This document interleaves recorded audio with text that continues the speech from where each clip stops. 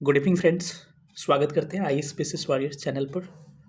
और जैसे कि पता है कि मेंस के लिए मैं लगातार एक लेक्चर इससे पहले डाल चुका हूँ। जिन्होंने नहीं देखा होगा उसको देख लीजिएगा। कोई भी मेरा लेक्चर जो चलेगा आपको एक क्रम में चलेगा, एक ऑर्डर में चलेगा, ताकि मेरा टारगेट है, क्योंकि जो लोग इंटरव्यू दे रहे हैं या फिर ऑलरेडी मेंस लिख चुके हैं उनको तो एक अनुभव है, लेकिन मेरा टारगेट उन बच्चों को है, जो उन पेरेंट्स को हैं जिन्होंने कभी मेंस दिया नहीं है या फिर जिनको मेंस का कोई आइडिया नहीं है। तो इस पे मैं आपको इस संदर्भ में इस वीडियो को बना रहा हूँ और एकदम ज़ीरो से हर चीज़ को बता रहा हूँ।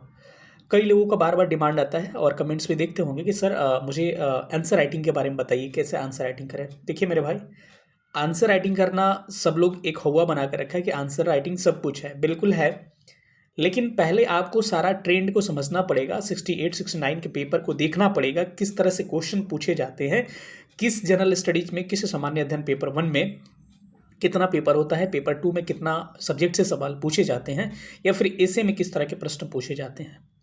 आज मैं जो लेकर आया हूँ वीडियो वो जनरल स्टडीज़ पेपर 1 का है, यानी पेपर 1 भी बोलते हैं या फिर इसको GS 1 भी कहा जाता है। इसमें मैं क्या डिस्कस करने वाला हूँ कि कितने इसके सेक्शन होते हैं, इतने सेक्शन में जो नया ट्रेंड बदल चुका है उसमें किस प्रश्न से, किस सेक्शन से, किस सब्जेक्ट से कितने प्रश्न पूछे जाते हैं। क्योंकि इसके पहले वाले वीडियो में मैंने ऑलरेडी डिस्कस किया है, जिन्होंने नहीं देखा वो देख लीजिएगा कि टोटल 3 पेपर होते हैं और 3 पेपर में कैसे कैसे कट ऑफ कितना जाता है और किसके इर्द गिर्द आपको टारगेट रखना चाहिए। तो मैं नीचे पिन कर दे रहा हूँ, उसको देख लीजिएगा। लेकिन आज वाले वीडियो में मैं डिस्कस ये करूँगा कि जनरल स्टडीज 1 पेपर में कौन कौन से सब्जेक्ट होते हैं और इन सब्जेक्ट के पेपर को मैं दिखा के एनालिसिस करूँगा कि कैसे आपको इसको अटेम्प्ट लेना है। दूसरा चीज़, एक अगला जो वीडियो होगा मेरा, लगातार 3 वीडियो इसके बाद आएंगे। मेरा कोशिश है कि लगातार मेंस पे मैं वीडियो अपलोड करूँ। आगे 3 लगातार मेरे वीडियोस आएंगे। उस वीडियो में मैं ये बताऊंगा कि पेपर 1 में जो 3 सब्जेक्ट पूछे जाते हैं, जैसे कि हिस्ट्री हो गया, हिस्ट्री में art and culture, freedom struggle जो भी है, तो सेक्शन 1 हो गया। उसके बाद से हम लोग आगे बढ़ेंगे तो उसमें आपको इंटरनेशनल रिलेशन IR वाला सेक्शन हो गया और एक DI वाला हो गया। तो अब 3 वीडियो आएगा, जिसमें एक वीडियो में बताऊंगा कि जनरल स्टडीज 1 में हिस्ट्री का क्या स्ट्रैटेजी होगा, क्या बुक लिस्ट होगा, एकदम प्रॉपर वे में, कोई स्वार्थ नहीं। जहां मुझे लगेगा जिस कोचिंग का, जिस संस्थान का, पटना का कोई संस्थान हो गया, दिल्ली का संस्थान हो गया, कि उसके नोट्स अच्छे हैं, उसके मटेरियल अच्छे हैं। क्योंकि देखिए हर कोचिंग का अलग अलग क्या होते हैं, स्टडी मटेरियल अच्छे होते हैं। किसी का हिस्ट्री का अच्छा है, किसी का कुछ का अच्छा होता है। तो मैं इस पर डिस्कस एकदम क्लियर कट कर दूंगा और बिना स्वार्थ के आपको मैं इस चीज़ में गाइड करूंगा, ठीक है। तो इसमें मैं आपको अगला जो वीडियो होगा उसमें सबसे पहले मैं हिस्ट्री को लेके आऊँगा कि क्या बुक लिस्ट होना चाहिए, कैसे करना चाहिए, और उतना से इतना अच्छा आपका हिस्ट्री हो जाएगा कि आप सोच भी नहीं सकते हैं। उसका अगला जो वीडियो होगा उसमें मैं आपको करंट अफेयर्स वाला सेक्शन जो होगा, इंटरनेशनल रिलेशन वाला, उसको मैं कवर करूँगा। और उसका अगला जो वीडियो होगा उसमें मैं DI के सेक्शन को कैसे कवर करें, कैसे प्रैक्टिस करें, एकदम प्रैक्टिकल जो हमने अनुभव किया है उसको। कुछ कॉपीज़ भी जो मेरे एजुटेरिया की कॉपी है, जिसमें मेरा लगातार रैंक 1 रहा है, तो उस कॉपीज़ को भी मैं दिखाने की कोशिश करूंगा, ताकि आप उससे सीखिएगा चेक कॉपी से कि कैसे मार्क्स मिलते हैं, कैसे क्या क्या चीज़ें हैं। क्योंकि एजुटेरिया का टेस्ट देखिएगा, पिछला टेस्ट जो है, पहले का टेस्ट, उस पर लगातार मेरे लगभग 6-7 टेस्ट में मेरा रैंक 1 रहा है, ठीक है। तो आप वहाँ से देख सकते हैं कि कैसे कैसे चीज़ें हैं। क्योंकि मैं ऑनलाइन टेस्ट देता था तो सारा PDF मैं उसको जुगाड़ करूँगा तो मुझे कहीं ना कहीं मिल जाएंगे, ठीक है। अब बात ये हो गई। अब इसमें आपको कैसे कैसे करना है, ये वीडियो थोड़ी सी हो सकती है लंबी चला जाए, लेकिन चलिए हम पेपर को उठाते हैं, पेपर को दिखाते हैं।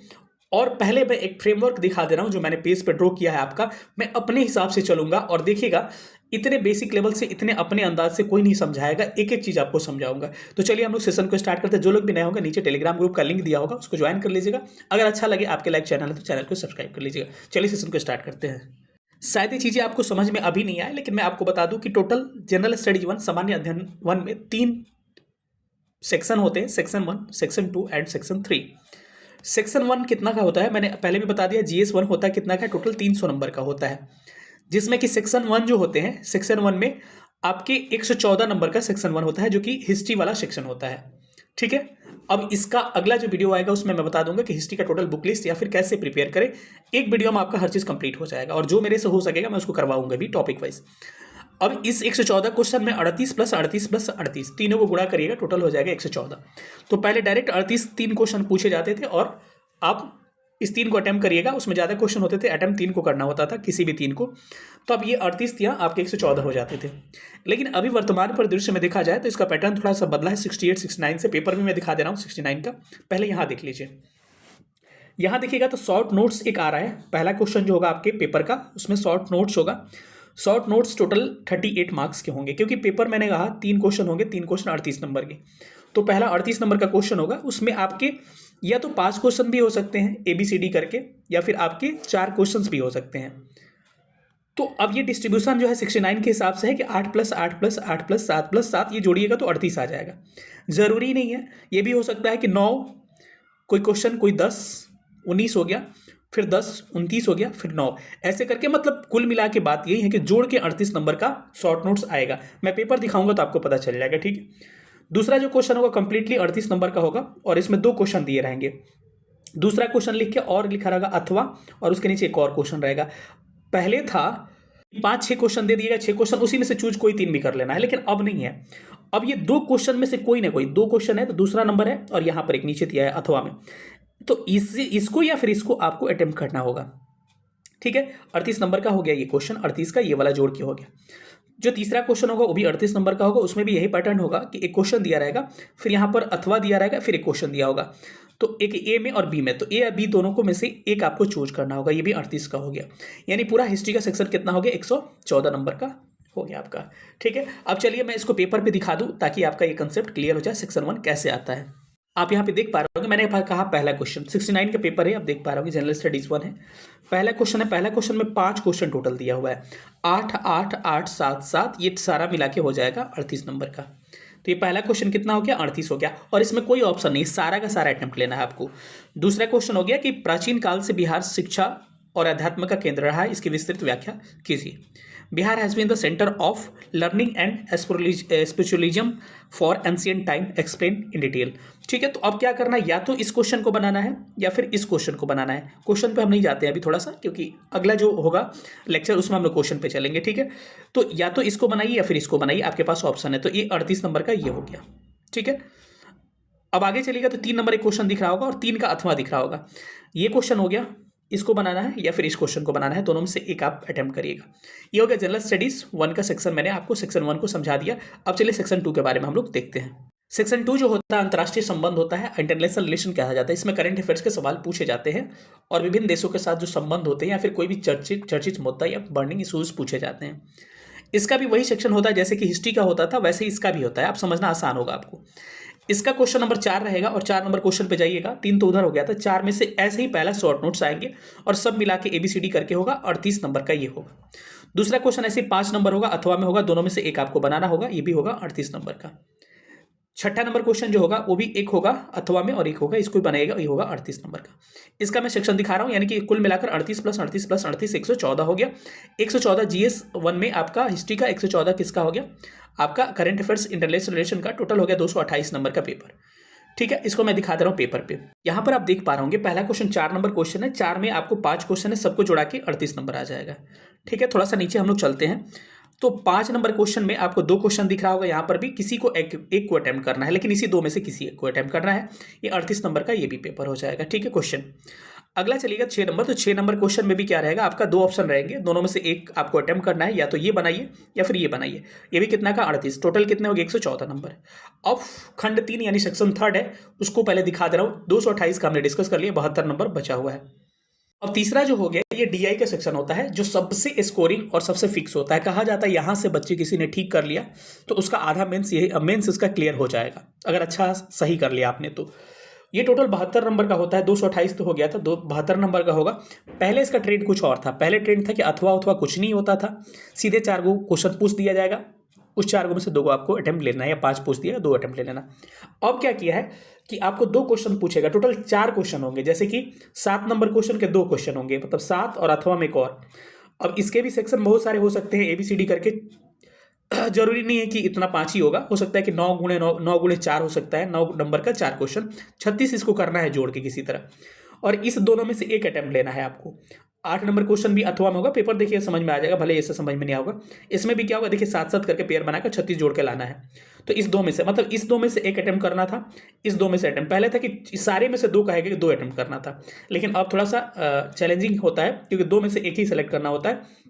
ये 2 आ रहा है तो ठीक है, हो सकता है दोनों नहीं आए आपको, लेकिन ऐसा नहीं होता है, आसानी होते हैं। खाली कैलकुलेशन जरूरी होता है, और जरूरी नहीं है कि डीआई में आपको मैथ्स अच्छा से आना चाहिए। ये भ्रम भूल जाइए कि अगर आपका मैथ अच्छा है तो आपका डीआई अच्छा जाएगा। हाँ, जो प्रैक्टिस करेगा उसका डीआई अच्छा जाएगा। बेसिक जो होते हैं एवरेज वगैरह परसेंटेज वगैरह आइडिया होना चाहिए, या फिर नहीं आइडिया तो आइडिया प्रैक्टिस कर लीजिए उसका। तो चलिए इसको पेपर में दिखा दे रहा हूँ। चलिए क्या है, सेक्शन फर्स्ट थर्ड में देख रहे होंगे, पहला क्वेश्चन डीआई का 7 नंबर है, 7 नंबर का ये डाटा दिया हुआ है, ठीक है, क्वेश्चन नहीं है। अब इस डाटा में आपको क्वेश्चन क्या हो गया, क्वेश्चन आपको उसी का अभी डाटा दिख रहा है। अब क्वेश्चन आपको ये हो गया, ठीक है। टोटल आपके कितने क्वेश्चन दिख रहे हैं, 5 क्वेश्चन। अभी सबको जोड़िएगा तो 36 हो जाएगा। 8 8 16 8 24 और 6 30 और 6 36। अब ये 6 को अटेम्प्ट करना होगा आपको, मतलब वो आपका क्या था, डाटा था, और उसी से इसको 6 प्रश्न को सॉल्व करना है कि वर्ष 2013 में साबुन का औसत मूल्य क्या होगा। एवरेज का नॉलेज होना चाहिए, परसेंटेज का आज पूरा चेक कर लीजिए। 2013 में बेची गई कुल इकाइयों में जेड का कितना प्रतिशत, प्रतिशत और औसत का ही योगदान ज्यादा होता है इसमें। तो या तो इस 5 क्वेश्चन को सॉल्व करिए, अथवा अथवा ये दिया हुआ आपका, इसके इसके कितने क्वेश्चन, इसके 5 को सॉल्व करिए। जरूरी नहीं है अगला 4 भी हो सकता था, कुछ भी हो सकता है, लेकिन जोड़ के 36 आना चाहिए। अब इसको सॉल्व कर लीजिए, अथवा इसमें या उसको सॉल्व करना है आपको, ठीक है। अब आगे चलते 8 नंबर क्वेश्चन में इसी तरह का ऑप्शन मिलेगा आपको कि या तो इसको सॉल्व करिए। अब इसका इसका हो गया, इसको या तो ये 5 को सॉल्व करिए। अगर ये 5 में से कोई आइडिया नहीं लग रहा या फिर कहीं फंस रहा है तो इसको एक बार चेक कर लीजिए, और अगला या फिर इसको सॉल्व कर लीजिए, ठीक है। तो दोनों में से एक सॉल्व करना है, कहने का मतलब 2 अथवा दिया रहेगा, एक क्वेश्चन फिर उसका अथवा, इस एक में से 2 में से एक सॉल्व करिए, फिर एक और दिया रहेगा, 2 में से एक सॉल्व करिए। टोटल मिलाकर 2 बनाने होंगे। दोनों कितने हो गए, 36 नंबर का होगा, 72 नंबर के हो जाएंगे जोड़ जाड़ के, ठीक है।